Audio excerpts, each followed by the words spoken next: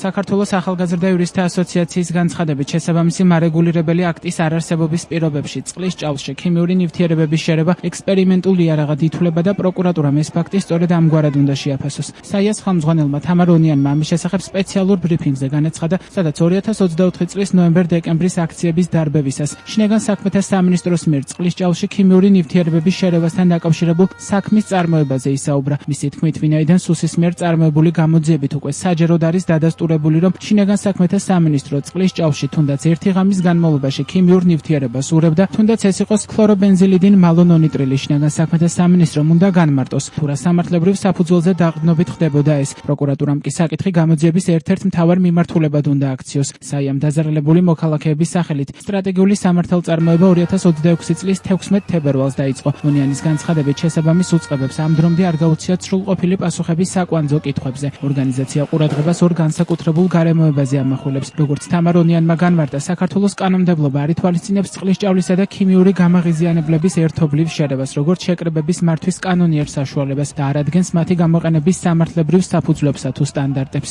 არ არის განსაზღვრული, როდის შეიძლება ეს როგორ რა უსაფრთხოების წესების დაცვით.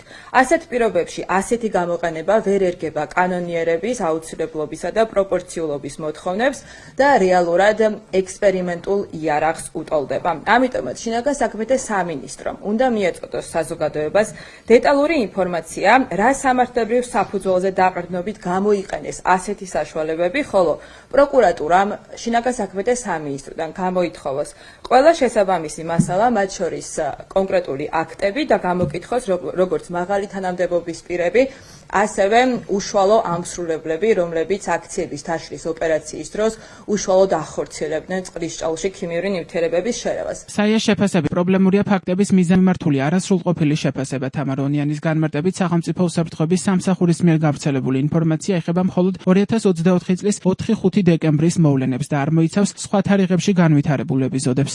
ჩვენ მიგვაჩნია, რომ ეს არასახავს სრულ სურათს საია არსებულ წერილობით დოკუმენტაციაში, რომელსაც ჩვენ გავგზავნით შინაგან საქმეთა სამინისტროსა და გენერალურ პროკურატურაში და რომელსაც ასევე საჯაროდ გამოვაქვეყნებთ, მივუთითებთ სულ მცირე 5 ეპიზოდთან დაკავშირებით, როდესაც საიას უფლებადაცვითმა დოკუმენტირებამ გამოავლინა წყლის ჭაულში სხვადასხვა ქიმიური ნივთიერების შერევა.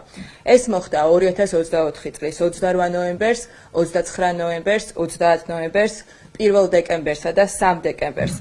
ანუ ოფიციალური ვერსია ამ ეპიზოდებს საერთოდ არ პასუხობს. გენერალურმა პროკურატურამ სრულად უნდა შეისწავლოს ყველა ეს ეპიზოდი და ჩაატაროს რეალური და არა მხოლოდ ფორმალური საგამოძიებო მოქმედებები. აქვე მივუთითებთ, რომ კონკრეტული საგამოძიებო მოქმედებების რაოდენობა ვერ იქნება საპირწონე ადეკვატური საგამოძიებო მოქმედებებისა. ჩვენ ვითხოვთ იმ საგამოძიებო მოქმედებებს, რომლებსაც რეალურად ამ ფაქტებთან მიმართებით შესწევს ძალა, რომ დაადგინოს კონკრეტული მოცემულობები. მათ შორის დაადგინოს რა სამართლებრივ საფუძველზე დაყრდნობით გადაწყვიტეს შინაგან საქმეთა სამინისტროს კონკრეტულმა დანაყოფებმა წყლის ჭაულში ქიმიური ნივთიერებების შერევა. საქართველოს ახალგაზრდა იურისტთა ასოციაცია ციტირებს ასევე სუსის იმ განცხადებას, სადაც წერია, რომ 2024 წლის 28 ნოემბრის შემდგომი დღეების განმავლობაში საქართველოს ჯანდაცვის სამინისტროდან მოპოვებული დოკუმენტების მიხედვით სასწრაფო სამედიცინო დახმარების ბრიგადების მიერ სტაციონარულ სამედიცინო დაწესებულებებში გადაყვანილი 54 ადამიანიდან მსუბუქი ინტოქსიკაცია აღენიშნებოდა 5 პირს, რომლებიც მეორე დღესვე გაეწერდნენ სამედიცინო კლინიკებიდან. საია მიიჩნევს, რომ სუსის ეს ინფორმაცია პასუხს არცემს შემდეგ კითხვებს. რამდენი ადამიანი შევიდა ჰოსპიტლებში თვითდინებით, რა სიმპტომები აღენიშნებოდათ მათ, რა ფორმატში აღრიცხავდა, თუ აღრიცხავდა დევნილთა შრომის, ჯანმრთელობისა და სოციალური დაცვის სამინისტრო იმ პირთა რაოდენობას, რომლებიც თავს